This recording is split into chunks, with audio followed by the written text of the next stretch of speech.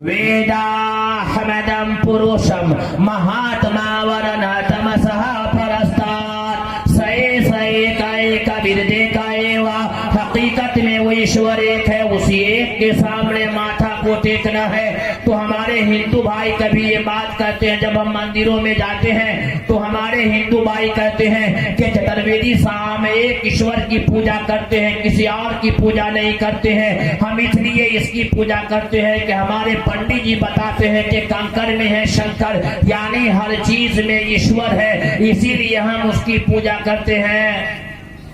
तो हम उनके यहाँ बताते हैं हमारे हाथ में क्या है? मोबाइल। इसको किसने बनाया? किसी इंसान ने बनाया होगा। बनाने वाले जो इंसान, जो इंजीनियर ने इस मोबाइल को बनाया है, उसके जिस्म का कोई हिस्सा है? हाथ पांव नाक कान कुछ भी है? नहीं है। तो फिर बनाने वाले इंजीनियर का इसके अंदर क्या है? कला है, उसकी हुनर है, उसकी कारीगरी है।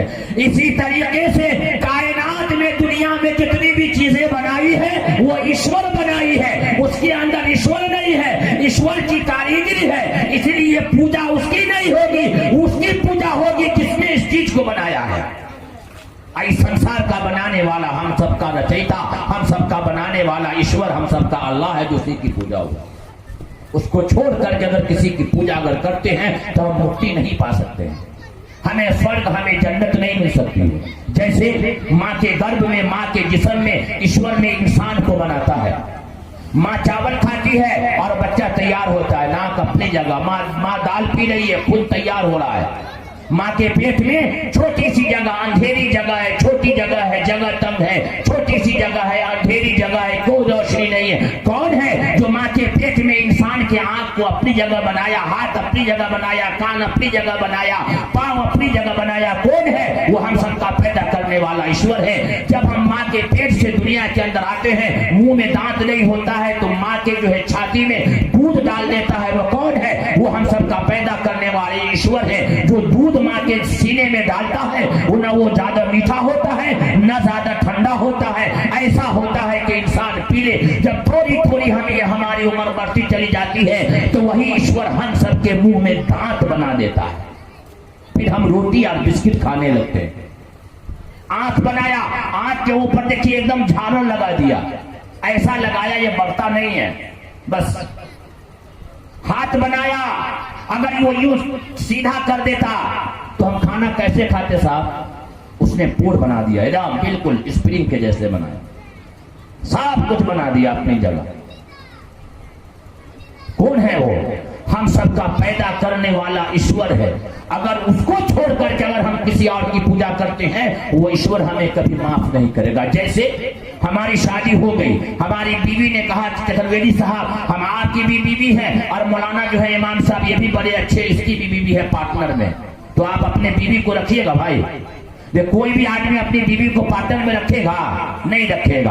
आप शादी करके लाते हैं तो बीवी को कितनी चीज देते हैं? 5 चीज है। बदन को ढांकने के लिए कपड़ा, भूख लगी तो खाना, रहने के लिए घर, बीमार पड़े तो दवा, और अच्छे अच्छे बोल। जब आप 5 चीज अपनी बीवी को दे करके किसी को पार्टनर नहीं रख सकते, वो हम सबका पैदा करने वाला अल्लाह, हम सबका पैदा करने वाला ईश्वर प्रभु, जो तमाम चीजें हमें देता है, सब कुछ हमें फ्री में दिया, किसी के बदले में ईश्वर ने कुछ नहीं मांगा। आंख बनाया, 1 पैसा नहीं, हाथ बना दिया, 1 रुपया नहीं, बोलने के लिए जुबान दे दी, 1 पैसा नहीं, चलने के लिए पाँव दिया, 1 पैसा नहीं मांगा। अगर उसको छोड़ करके हम किसी और की पूजा करेंगे तो ईश्वर हमसे खुश होगा या ना खुश होगा? वो खुश हो जाएगा, ना खुश होगा हमसे, फिर हमारी मुक्ति नहीं हो सकती साहब। इसलिए ईश्वर निराकार है। ईश्वर किसी से पैदा नहीं लेता, उसका जन्म नहीं हुआ, वो अजन्मा है, वो दिखाई नहीं देता, उसको मौत नहीं आती। हर चीज को मौत आ जानी, अपने किए हुए कर्मों का हिसाब देना है। तो हमारे हिंदू भाई भी कहते हैं, बाद मुसलमान भी कहता है कि चलिए ना मौलवी साहब का चलिए नमाज पढ़ने जाइए ना, आते हैं, चलिए नमाज पढ़ने। नमाज में कब्र में सबसे पहले नमाज का हिसाब होगा। तो बाद जाहिल आदमी कहता है जो होगा देखा जाएगा। कौन गया है देखने कब्र में? कौन गया है देखने कब्र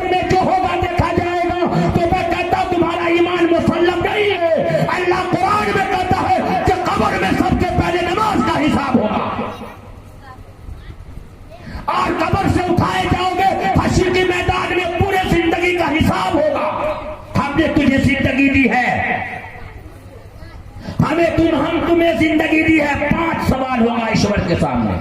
हमारे हिंदू भाई कहते हैं कि कर्म के आधार पे जन्म होगा। कौन है? जैसा कर्म करेंगे वैसा जन्म होगा। 82 लाख यूनियन में हमारा जन्म होगा। अगर हम गलत काम किए हैं तो कीड़े मकोड़े होकर के पैदा होंगे। अगर छोटे छोटे काम हमने गलत किए हैं तो निंगड़े और मुल्हे पैदा होंगे।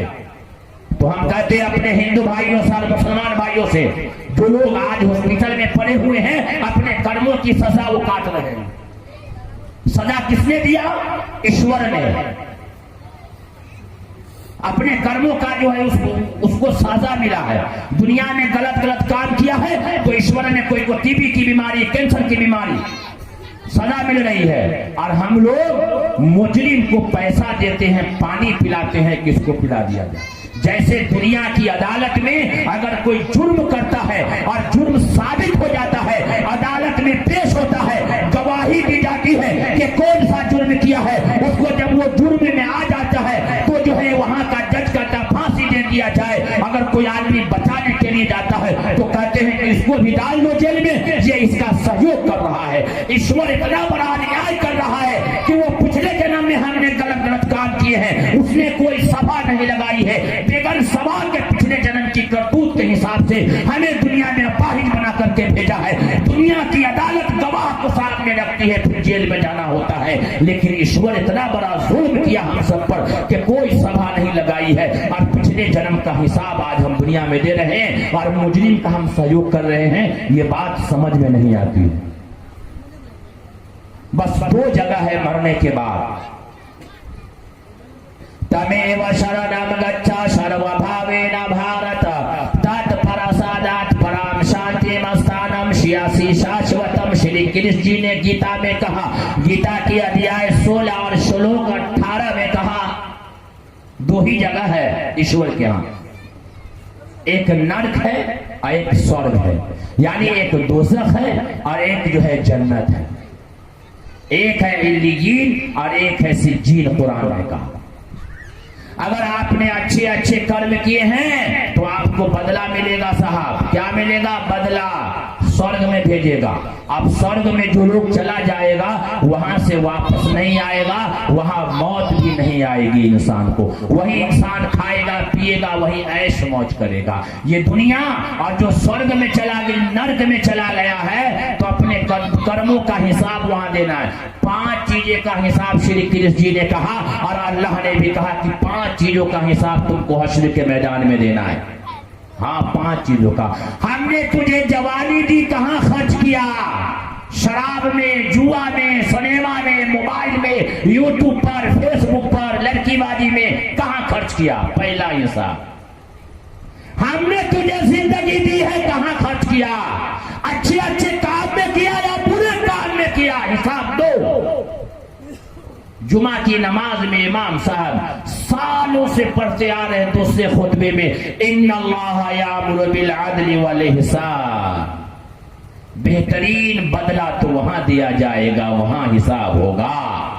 हाँ, हमने जिंदगी दी है, कहां लगाया?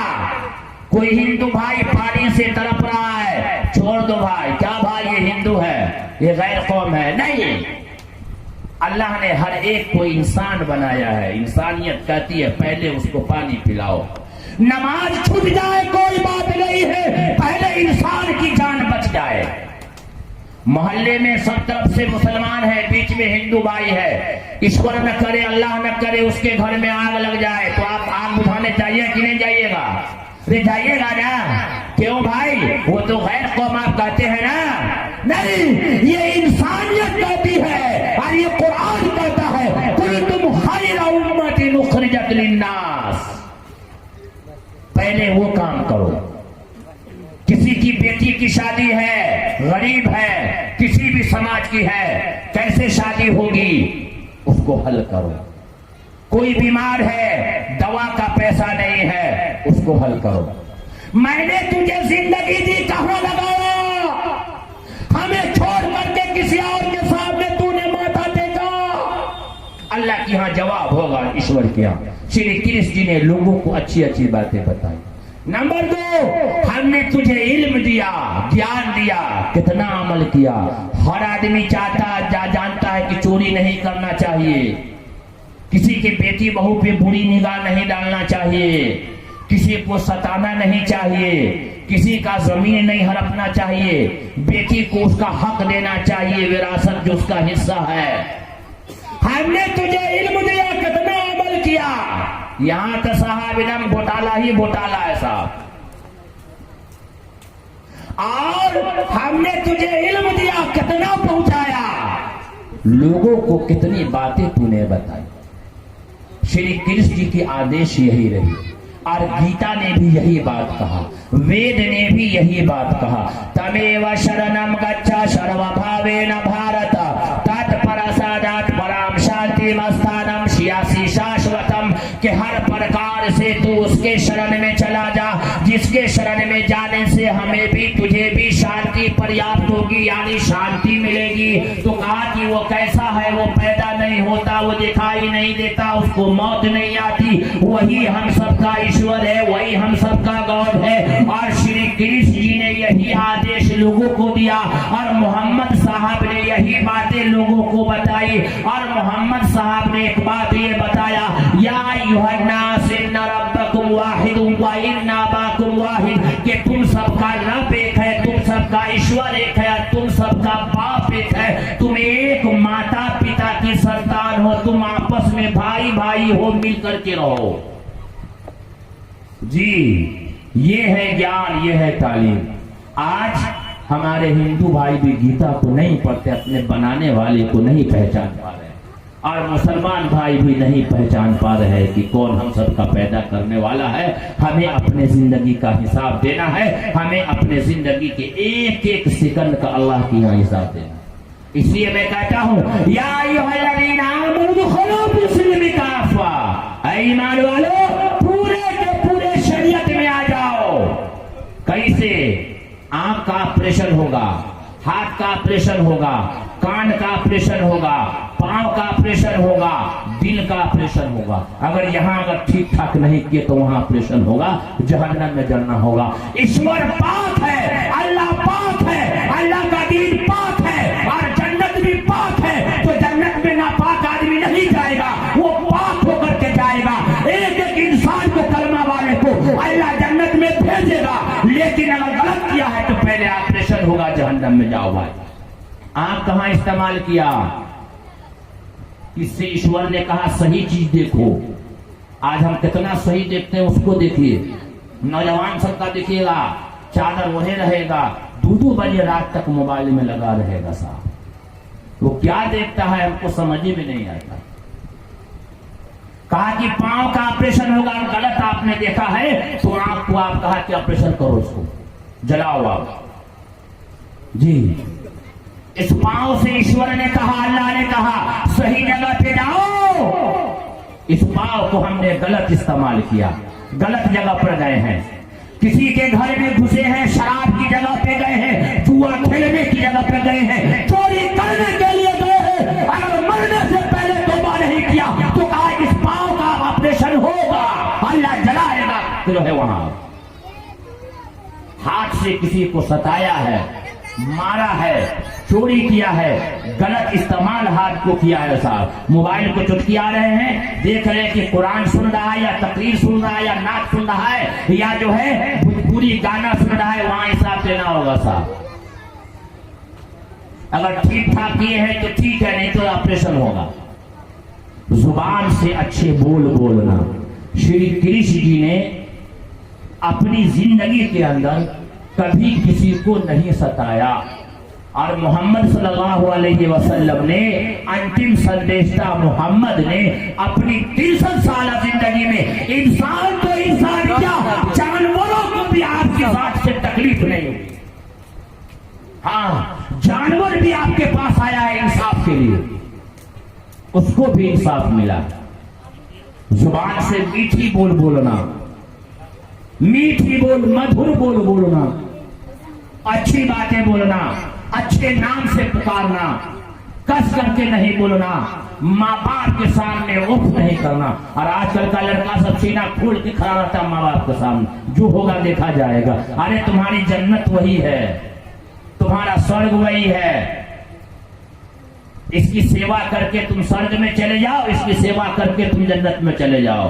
तुम जन्नत को तलाश करने के लिए मक्का और मदीने और बाबा धाम जाते हो, स्वर्ग और जन्नत तुम्हारे घर में पड़ी हुई है साहब। हाँ, बाबा धाम कांवर लेकर के जाने वालों, ये तुम्हारे लिए तुम्हारे घर में तुम्हारी माँ, बूढ़ी माँ, तेरा पूरा पाप पाने के लिए पहले ये स्वर्ग तुम्हारे लिए है। पहले इसकी सेवा करो, बाद में तुम बाबा धाम कांवर जाओगे। मुसलमानों, तुम्हारी माँ पानी के लिए, कपड़े के लिए तड़प रही है। तुम 10 हज मक्का जाकर के करते हो, तेरा हज कबूल नहीं होगा। पहले अपने घर में अपनी माँ की खिदमत करो, फिर जन्नत तुम्हारे कदमों में है, खाना काबा तुम्हारे घरों में। अल्लाह का आदेश, अल्लाह का हुक्म, श्री कृष्ण जी का आदेश यही है। समाज के साथ मिलजुल करके रहना, समाज के साथ बेहतरीन माहौल बनाना। ये हिंदुस्तान है, ये भारत है। भारत, यहाँ गंगा जमनी तहजीब चलती है। और जब तक के एक हाथ में कुरान रहेगा और एक हाथ में गीता और रामायण रहेगा, हिंदुस्तान के गंगा जमनी तहजीब को कोई माई का लाल नहीं फेंक सकता है। अगर कोई हमारे भारत पर अगर पूरी निगाह डालेगा तो पहले उसकी आंख को निकाल दिया जाएगा। हम वो लोग हैं जो अपने देश के लिए जान भी देते हैं। आइए, अल्लाह पाक कुरान में कहा, तुम जिस मुल्क में रहते हो उस मुल्क की तहजीब और उसका एहतराम, उसके लिए जान देना तुम्हारे लिए। तो कोई हिंदू भाई, मैं ये करा था, आजान हुई तो मुसलमान भाई कहते, हिंदू भाई कहते, देखो मियाँ जी नमाज के लिए जा रहा है। आज जब मंदिर में घंटी बजती है तो मुसलमान भाई कहते, देखो हिंदू भाई अपने सोए हुए भगवान को उठा रहा है। दोनों गलत है मेरे भाई। वो अपने स्तर से नमाज पढ़ रहे, पूजा कर रहे हैं, आप अपने स्तर से कर रहे हैं। रास्ता अलग अलग है, लेकिन मैं ये चाहता हूं कि सीधा रास्ता हो, सीधा रास्ता ईश्वर के पास डायरेक्ट जाने के लिए। तो कहते हैं कि मौलाना मूर्ति की पूजा नहीं करते हैं, इसलिए उसकी पूजा करते हैं घर में मूर्ति रख करके कि ईश्वर का ध्यान, ज्ञान हमारे अंदर आ जाए, कि 24 घंटा ईश्वर हमारे नजर में रहे, हम बुराई और पाप से बच जाए।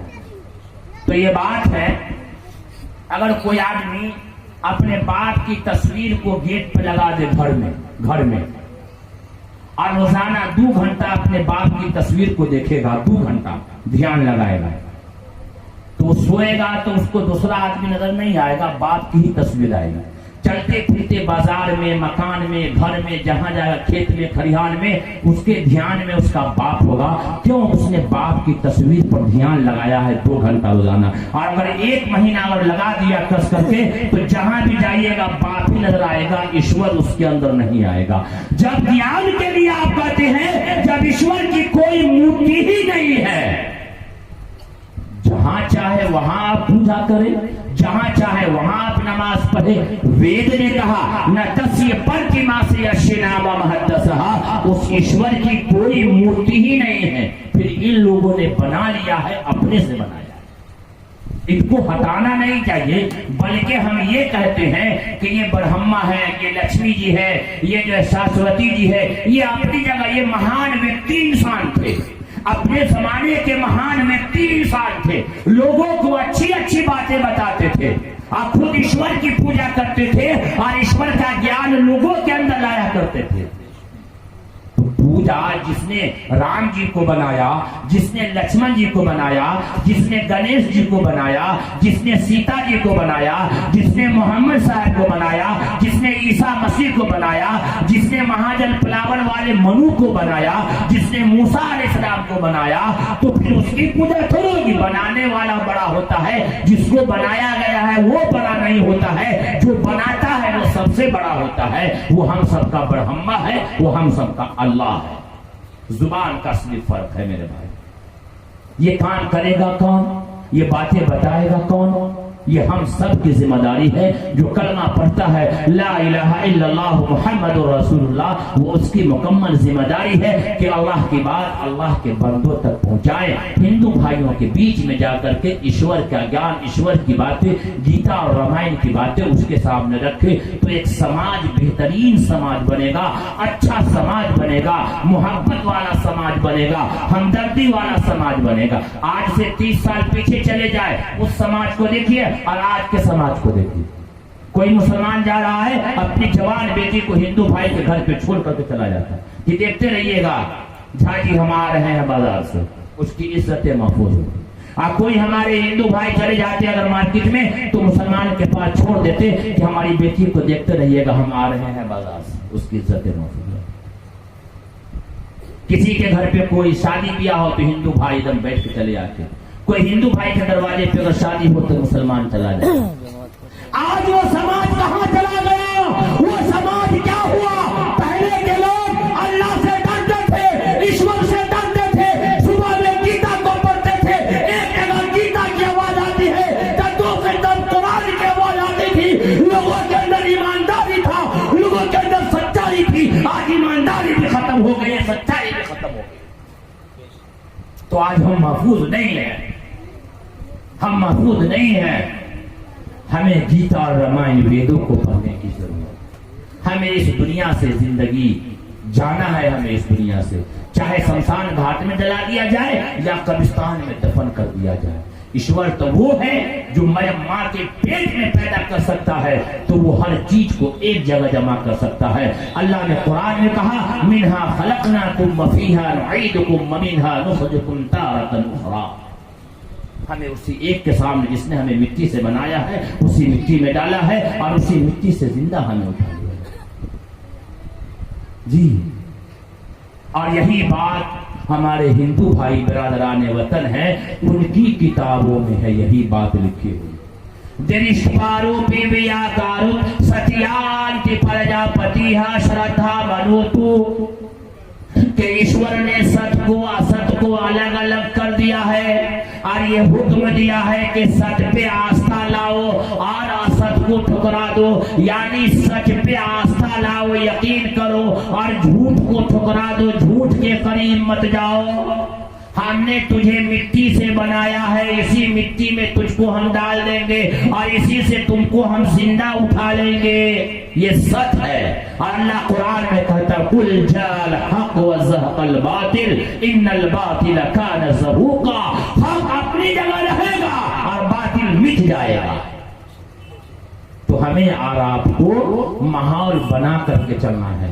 कुरान आप पढ़ें, हिंदू भाइयों को भी, अपने पड़ोसी जो हिंदू भाई हैं उनको भी आप कुरान दे। तो मुसलमान कहता है कि अरे उनको कुरान देंगे, अरे वो तो ऐसे रहता है। हम कहते हैं कि नहीं,